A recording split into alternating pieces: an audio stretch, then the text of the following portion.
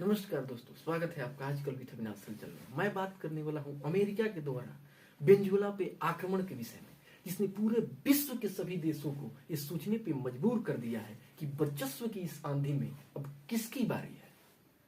हालांकि ये अमेरिका की कोई पहली घटना नहीं है जो किसी संसाधन पे उसकी नजर पड़ती है और वर्चस्व की होड़ में वो उसे अपनाता नहीं है।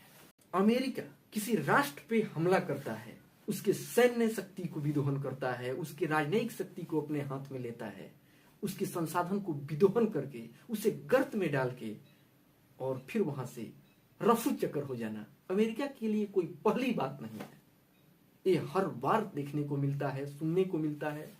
अमेरिका वेनेजुएला के साथ भी वही कर रहा है। वेनेजुएला साउथ अमेरिका का एक छोटा राष्ट्र जहां पे 303 अरब बैरल क्रूड ऑयल भंडारण की क्षमता है, जो पूरे विश्व का 18% है। वेनेजुएला की 60% राजस्व आय क्रूड ऑयल पे निर्भर है। वहां बीते दिनों से आर्थिक तंगी, गरीबी से खुद जूझ रहा था वेनेजुएला। उसके पास इतनी कैपेसिटी नहीं थी कि इन संसाधनों का उपयोग खुद अपने विकास में करे, जिसके साथ बीते कुछ दिनों से वो चाइना और रसिया से संबंध बनाया और अपने आप को डेवलपमेंट करने की कोशिश कर रहा था। लेकिन अमेरिका की पेंदी नजर वहां के क्रूड ऑयल पे थी। अमेरिका मैक्सिको और कनाडा से क्रूड ऑयल की आपूर्ति करता है, जो कि उसे काफी महंगा पड़ता है। और क्रूड ऑयल की भंडारण क्षमता वेनेजुएला में काफी अधिक है। यह भी एक वजह है जिसके कारण अमेरिका ने वेनेजुएला पे आक्रमण किया।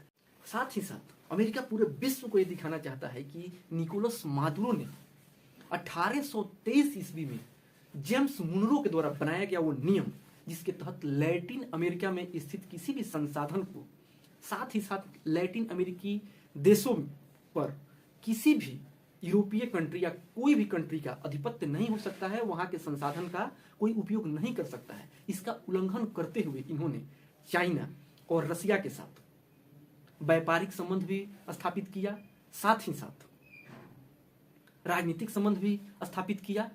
और हाल ही के दिनों में इन्होंने रसिया के साथ सैन्य अभ्यास किया, जिसपे अमेरिका की नजरें पड़ी और ये बात अमेरिका को खटकी। इसके कारण भी अमेरिका ने वेनेजुएला पे आक्रमण किया। पूरे लैटिन अमेरिका में स्थित संसाधन तथा किसी भी लैटिन अमेरिका में कोई भी यूरोपीय राष्ट्र या कोई भी देश अपना वर्चस्व या उन संसाधनों का उपयोग नहीं कर सकता है। इसका उल्लंघन करते हुए वर्तमान वेनेजुएला के राष्ट्रपति निकोलस मादुरो ने उल्लंघन किया और चाइना और रसिया के साथ हाथ मिलाया और अपनी राजनीतिक तथा व्यापारिक संबंध स्थापित की, कि अमेरिका की नजरों में खटकी, जिसके कारण उसने वहां की सैन्य व्यवस्था कमजोर किया, वहां के राजनीतिक हस्तियों को मिलाया और वहां पे आक्रमण किया और इन्हें गिरफ्तार करके वर्तमान में न्यूयॉर्क के मेट्रोपोलियो सेंटर में रखा गया है। और इन पे विभिन्न चार्ज जैसे मानवाधिकार और विभिन्न गतिविधियों में इनके कार्यात्मक पहलू को देखते हुए इन्हें गिरफ्तार किया गया है और इन पे खुद केस चलाने की बात कही है। क्या अमेरिका के द्वारा किया गया ये हमला सही लगता है या गलत? वीडियो के कमेंट में जरूर बताएं। साथ ही साथ वीडियो को लाइक शेयर करें और चैनल को सब्सक्राइब करें।